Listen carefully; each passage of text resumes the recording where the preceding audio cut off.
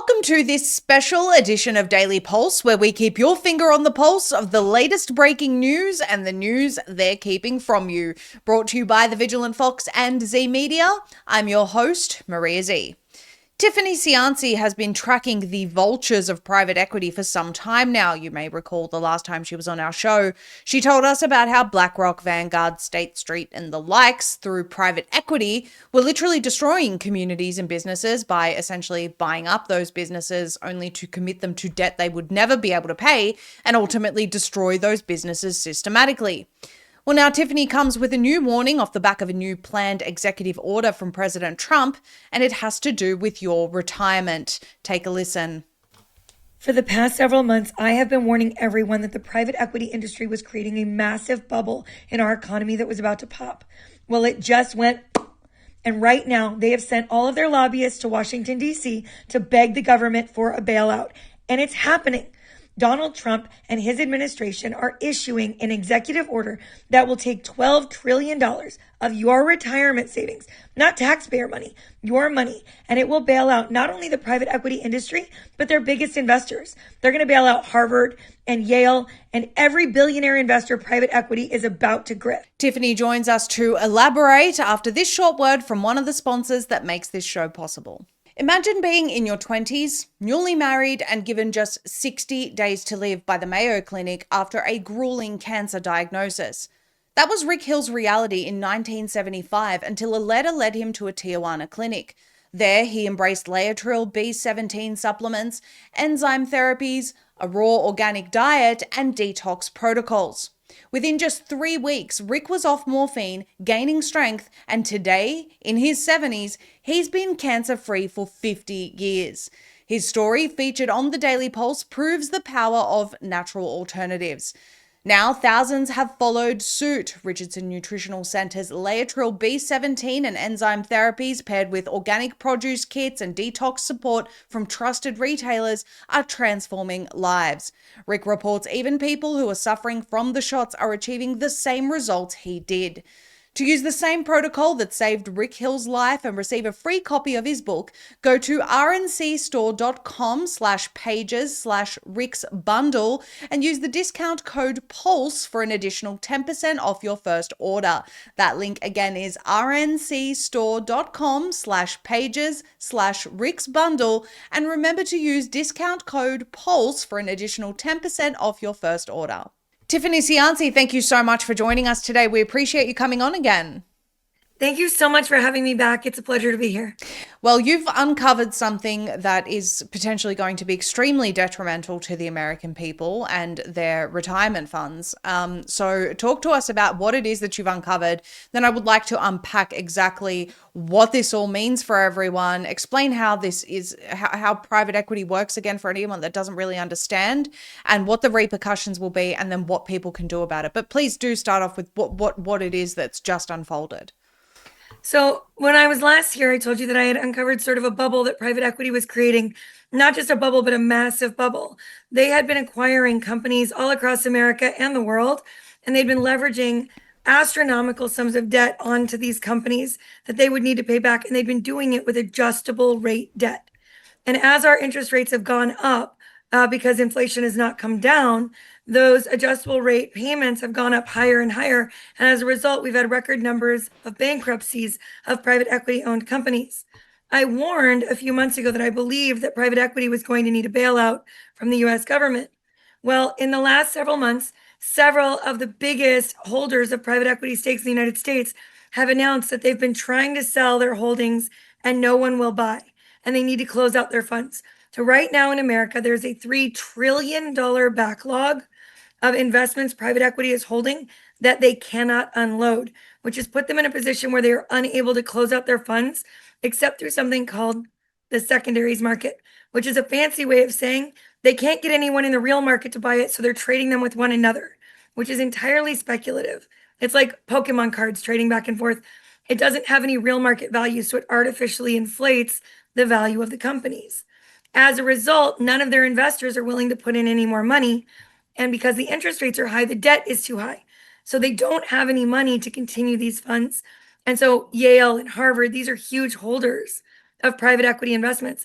they're trying to sell all of their stakes because they're no longer getting any returns for it.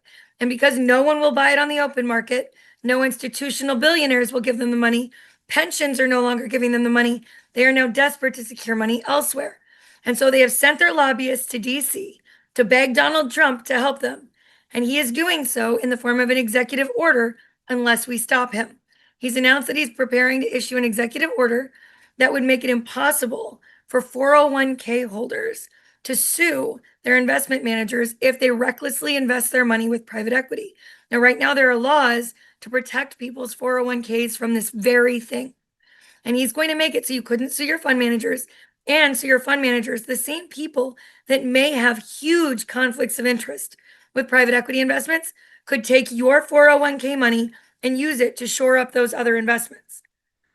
And so And they're getting access to $12 trillion of 401k money that are our personal holdings.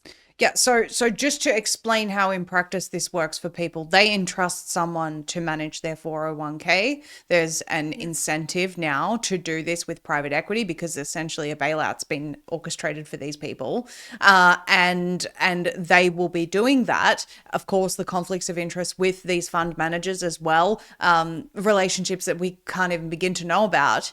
But the argument might be, Tiffany, that well, investing in them is going to save them, so it's not actually going to be a bad thing for everyone. Well, what about the flow-on effects of private equity on society that we've already spoken about? Them buying out retirement homes, dentists, buying out mum and pop businesses, HVAC companies, all the things you've told us about previously. But also, is it going to guarantee that they don't go bust, or is this just temporarily keeping them afloat so that they can eventually go bust and there goes your 401k anyway? So, as with my first visit, I want everybody to understand very clearly private equity's goal is not to improve the value of most of the things they acquire, it's to extract the value. So, while they might say, oh, we're going to make this company better, we're going to take it to IPO, and occasionally that has happened in the past, each time a private equity firm acquires a company, their primary goal is to extract as much value from that company for themselves as possible at the expense of the employees, the communities, the investors, at the expense of the asset holdings and the long-term health of that company. That's why every time private equity acquires a company, the first time, the likelihood they go bankrupt increases by 11-fold against any non-private equity owned company. The second time they flip it 3 years later to the next private equity firm, you're talking about 23 to 26 times as likely to go bankrupt that year. The third time it flips, year 9 to 10, you're talking about a 115% increase in the likelihood that company is going bankrupt because each private equity transfer pulls more and more out of the value of that company. They are not here to save these companies in our communities. They are here to strip mine as much wealth out as they possibly can and to get away clean before they're left holding the hot potato of that debt. All right, that's it. And so if we bail them out, we're only bailing out this round of investors. We're not bailing out the 401ks that 10 years from now will learn that the money that was reported in their 401k is not really there because private equity firms don't report what the actual value is of the investment. It's one of the reasons pensions are so attracted to them.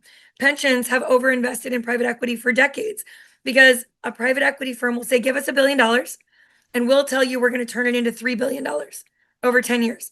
And for the next 10 years, that pension gets to put it on their books that they have $3 billion, not $1 billion, until that fund finally closes out and they find out maybe it's only 1.2, or maybe it's negative, maybe it's 800,000, maybe they lost money. But for that 10 years, it looks good on the books. And so in that time, the company could change hands 3 more times. The fund could lose everything. And the investors, the original private equity partners, have already gotten their money back. All of their money is recouped in the first year. While 10 years later, the pension finds out they're unfunded. And the same thing is about to happen to 401ks. Right now, our investments in 401ks are public investments. We get updates every quarter with the actual value so that we can pivot, we can make changes. But if our 401ks were suddenly taken by these private equity firms into their investments, we would not know for a decade that we had lost everything. We Wow. couldn't pivot, we couldn't make changes, we would be stuck, just like Harvard and Yale got stuck and are desperate to unload their private equity holdings right now. Explain Harvard that and to Yale people because people may not know that story. Yeah, so right now, Harvard and Yale are trying to offload $8 billion in private equity stakes that are simply not performing because they can't perform anymore because they've strip mined too much out and there's too much debt. So Yale really pioneered the endowment format that invests these huge endowments they say they have into alternative private assets. So right now, for instance, Yale's 46 supposed billion dollars is invested 95% in alternative assets like private equity. And so on their books, it looks like they have $46 billion. Harvard's endowment is 46% invested in private equity. And so on their books, it looks like they have hundreds of billions of dollars. But even their own alumni have said they no longer believe the endowment has any money, that it's all fake and that it's being propped up by these numbers private equity firms say they're going to get, but it never materializes. So Yale and Harvard started quietly trying to sell all of their private equity stakes, and it's not working. 8 months on the market and no one would buy any of it. So what they did was they went to that secondaries market, that pyramid scheme. And in doing so, they had to cut the pricing so that they're not making any money and still no one would buy. And so then they created something called a continuation fund where they opened it up to the general public and with all the sleaze of a used car salesman said, if you guys buy into our fund, you're going to get 1,000% returns that will make your brain melt. That's a real quote, by the way. That's how they pitched it to the American people. Because wealthy people always give us access to their amazing investments Of that give course. 1,000% returns. Always. And so if they're getting out, private equity can't sell to them. If the other institutional investors are following, they can't sell to them. And with nobody left to sell to, they cannot close out their funds, which puts them in breach of their contracts to their investors, and they need a bailout. And the only thing left is the $12 trillion in the 401k market. Does And Trump is President going to give it to them. does President Trump understand what he's done here? He's bundling it in with the crypto investment mechanism, so there's a lot of lobbying going into it. I believe he probably does understand. President Trump comes from a big money background of people and bankers he has good relationships with that he's trusted for a long time, right?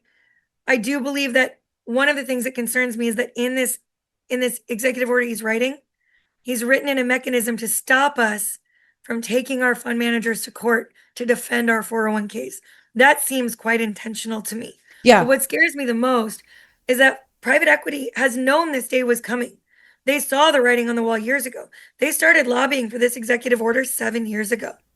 If private equity funds spend 7 years giving money to both parties to try to get something across the finish line, it's not for us, it's for them. Right. If they have to beg for 7 years and can't get any backers in Congress to help them do it, and they have to eventually go to executive order, it's not for us, it's for them.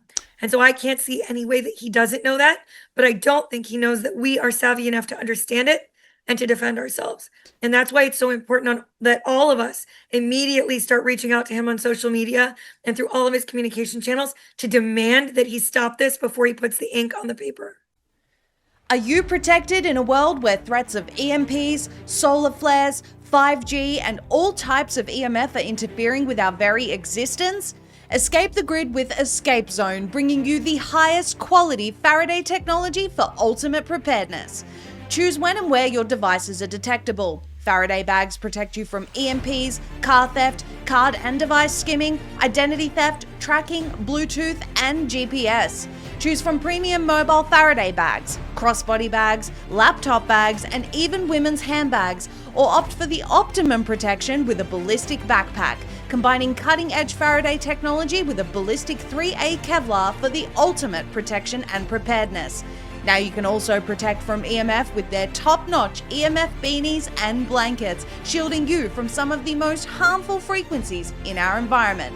Whatever your needs are, Escape Zone has you covered, and their range is perfect for personal use, family use, or even as a gift for someone you truly care about. Visit escapezone.com/pulse and protect you and your loved ones today. That's escapezone.com/pulse. Of course, people can make their own decisions as far as their 401k is concerned. They can start to I'm presuming I don't have a 401k, but they can start making those decisions for themselves. But a lot of people, unsuspecting victims, will be victims of this bailout, essentially. And so it's really about protecting all those other people as well and ensuring that we don't continue to enrich private equity, which is destroying society. Well, when we remove the guardrails that would allow us to legally protect our 401ks, when we remove those guardrails, we have to assume that they're making it easier to hide where they're putting these investments. So if right now we have a 401k that's performing very well in a moderate risk investment with a like a 2055 retirement target, and that moderate risk investment has been doing super well in the S&P 500 and index funds. For those of you who don't know, that's just one possibility. They could suddenly squeeze private equity investments into that same area and you wouldn't know it had changed. And because you wouldn't suddenly look like you had those estimated returns that private equity gives you, it would look like you were doing exceptionally well. And for the layperson, they would believe that. And for 10 years, they would believe their retirement was safe and that it was secure. And then suddenly those funds will close out 10 years from now and they will be hit with an anvil they never saw coming. And so it's important that we recognize that the reason these guardrails have been here is because these are very dangerous investments that benefit really only one class of people. Another thing that people don't realize is that private equity doesn't just make their money on dividends, they make massive amounts of money on fees. Right now, if I invest $50,000 in my 401k, I'm going to pay 0.5% in management of that 401k. If over 10 years I get $100,000 in returns, and it's suddenly $150,000, I'm going to pay $7,000 in fees for managing that over a decade. That is a very reasonable amount of money. It's a very safe amount of money. If my money were suddenly put into private equity investments and I didn't realize they were in my moderate risk or high risk fund, I wouldn't realize that my new fees would give them $57,000 of that money over the same period of time. So we're talking about $7,000 to $57,000 difference, which is why most people find that if you don't have billions to invest in private equity, you're literally giving them 60% of your returns and Wow. you're losing it. And they're making that money during the whole period of time. You may or may not end up with nothing at the end of that 10 years. It is so incredibly dangerous. Right now, Yale is paying $1.4 billion a year to manage their private equity fund investments, and they're only getting 5.5 to 7% returns. The S&P 500 is returning at 65% over the last 3 years. Okay. And they're getting 7% and paying $1.5 billion a year for it. This is not a safe investment mechanism for everyday working Americans. And they need to know that those risks are going to bail out these private equity firms. Because even if we don't have enough money to do it, our fees would float them. And they Right. would have this influx of capital and we would lose all of those gains. It's So very, very dangerous. So what ways do people, everyday Americans, have to identify? Because you're saying there's a way to now hide essentially that these investments are going to private equity. Are there ways for them to actually identify whether this has already happened? What do they need to do about that? So this certainly hasn't happened yet because there are so many legal guardrails stopping it. Right. So right now, it's very, very simple. Most 401k managers, 95% of them would never allow your investments to go to private equity because they'd be sued. And they would be sued over and over again in class action lawsuits because they have a fiduciary obligation to protect your 401k before there may be conflicts of interest on their other investments that may be private equity aligned. If he takes off that guardrail, there is nothing stopping the breaches of their fiduciary obligations to you. And so it's incredibly important because it hasn't happened yet that we use every mechanism we have to let Donald Trump know that we have no interest in allowing it to happen at all. We need to stop it. Yeah, absolutely. Who else is involved in lobbying President Trump for all this? You said there's some crypto people involved. Um, The crypto lobby has been helping with it, but the private equity lobby has been the longest standing effort or initiative to get this through first through Congress and then through executive order. You see Blackstone in there, you see Vanguard in there, Carlyle Group, KKR, Apollo Global Management, all of the same people that have made it so Americans can't own a home are also now trying to make sure that they can't retire. And I want to be clear, Larry Fink, the CEO of BlackRock, which has the largest asset holdings in the world, and the largest control over our 401ks. BlackRock controls all of our 401ks. He just came out and said Americans have no right to retire at 65 years And in fact, if they think they have a right to retire at 65, that's an idea based in the Ottoman Empire, and they're absolutely crazy. And that people should be working until 75 or 80 years old. This is the man that needs his company to maintain control over your 401k and is lobbying for access to use your 401k funds to shore up his other private equity investments. And he's now saying Americans shouldn't be allowed to access our own 401k money at 65 years old. This is one massive pyramid scheme. They're all fiduciarily conflicted, and we should not be allowing this level of control in any sector of our market. And currently, they have control of every sector of our market. You mentioned Blackstone. There was recently a horrendous thing, the shooting that just happened this week there. That really doesn't all add up. Certainly, you know, some of the images that have come out are very odd. People are suggesting that one of the images is AI generated just based on some things that don't quite look right in that image. The reality is, Tiffany, that the financial world is a very, very dark world. And what you're explaining to us is a very, very dark world. We're talking about predator, what did you call it? Vulture capitalism, making sure that people can't own homes, making sure that mum and pop businesses are obliterated, making sure that people don't have the money to retire. I mean, what else do you need other than a blatant statement from Larry Fink, like you just said? I hadn't heard that statement. You know, what else do people really need here to realize? And again, the point that you're trying to raise is that this will remove those guardrails that will protect people from this scheme, and essentially make it that they can't sue. It reminds me of the addition that they were trying to put into the big beautiful bill, where it was that states can't regulate AI for 10 years. They can't take any action. AI has full indemnity if anything goes wrong. Absolutely horrifying. And mind you, they took that out of the big beautiful bill, and now President Trump is saying again, no, we need the states to not. So the people have pushed back against this. You've taken it out of the bill, and just a few days later, you're saying, no, we need to be able to do this, even though it's not the will of the people. That is very concerning to me. And so the similar thing is happening here, where we're giving indemnity essentially to these companies to be able to rob the American people from their retirement, their hard-earned funds, which they're already overtaxed for, throughout their lives, their hard-earned funds that they're supposed to retire with. Now we're giving these companies permission to rob them at the end of their lives when they should be retiring. You know, if you need a flashing neon sign, today something really terrifying happened. President Trump is well aware that we have a huge problem with monopolization and consolidation in almost every industry in America. Our tech sector is hugely monopolized. Our grocery chains are monopolized. We have monopolies that are forming in the veterinarian sector, the hospital sectors, nursing home sectors, right? And private equity is hugely involved in that monopolization scheme. Well, the FTC and the DOJ each have teams that work together to combat monopolization so that we have actual competition in our marketplace. That's what real capitalism, free market capitalism requires. We don't have that right now. President Trump just this morning announced that he had just fired two of the senior most prosecutors that were prosecuting Google and Meta and Microsoft and grocery store chains for monopolization. He just fired them. This is after he just fired the three members of the FTC that were being most aggressive on prosecuting monopolies in the United States.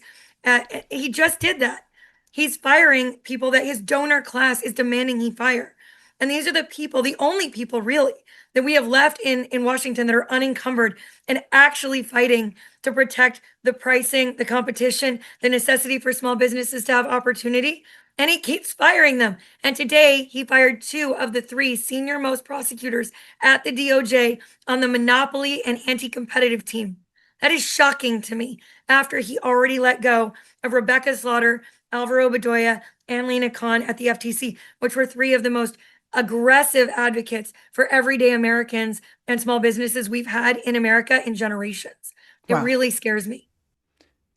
Highly, highly concerning, Tiffany. And I'm so grateful that you have your finger on the pulse of all of this. So you mentioned before what people need to be doing. They need to be screaming on social media at President Trump, essentially. What else should they be doing with their representatives? Because again, this is often a very complex topic. A lot of people don't understand it. Certainly members of Congress don't understand it. You know, most of them, I would say. But they are there to represent the people. So first and foremost, I want to direct people to your ex account and tell them to watch your video and familiarize themselves with it. This is the video that I'm referring to. It is specifically this one. Hang on, I'm trying to scroll up. It's not allowing me to. Give me a second, please. This is at the Vino Mum. The private equity bubble has popped and Trump is delivering the bailout they've been begging for. So watch this video. It's a mega thread that Tiffany's put together. Watch this video, familiarize yourself with it. And then what do people need to do from there, Tiffany? Right now, they should be going to Truth Social. They should be going to X. They should be going to TikTok. They should be tagging POTUS. They should be tagging @RealDonaldTrump. They should be tagging Vice President J.D. Vance. They should be tagging every member of Congress and representatives. They should be calling, emailing. If they go to any of my social medias, I've made it really easy. In my link tree in my bio, I have ways to contact all of them, including Donald Trump, directly. And they should be telling them that not only are they not comfortable with this executive order, but they are categorically opposed to it and that they will fight and remember it in the elections to come. This cannot go through in this iteration. Yeah, I absolutely agree with you. I can't think of anything worse than robbing people at the end of their lives. Robbing people, at the end of their working lives, I should say, in the years where they're supposed to be rewarded for everything that they've done for their country and everything that they've contributed to the economy, and, relying on those funds that they have worked so hard for at the end of their lives to say, right now I'm going to take a breath, and Larry Fink coming and saying, don't you dare, you're going to work till you're in your grave. It's just disgusting. It's so predatory. And so this absolutely must be stopped. Tiffany, other than your X account, where can people follow you and find you? You can find me at Tiffany Cianci on TikTok and on YouTube, and at the Vino Mom on X and Instagram. Wonderful. Thank you so much for all of your work on this and continuing to raise awareness. And I really hope people take action after watching this interview. Thank you. Thanks so much for having me. In his revealing book, The Bible and Gold, author Alan Armstrong examines a troubling truth. Our modern monetary system directly contradicts biblical finance principles of honest weights and measures.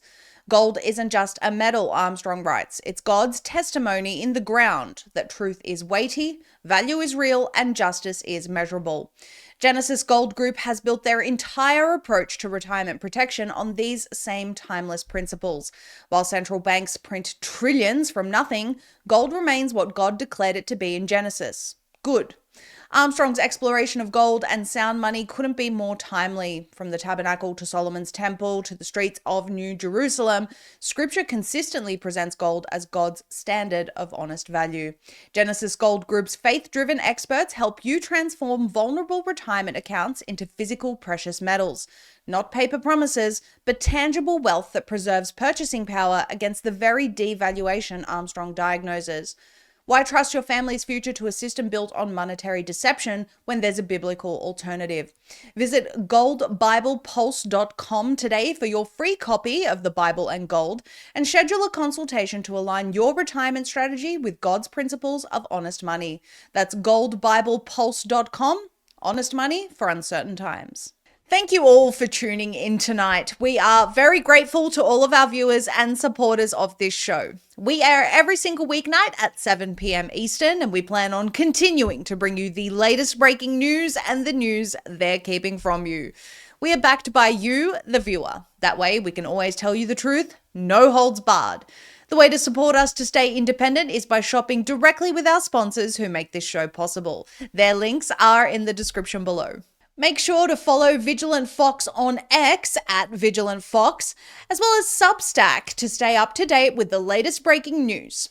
Follow Zeee Media on Rumble, where we also air this show each weekday and post our other deep dives. Follow at ZEE_media on X, and as always, all of our content is also on zeemedia.com. Join us every weeknight at 7 p.m. Eastern. Tell everyone about it. And as always, keep your finger on the pulse with the Daily Pulse. Good night.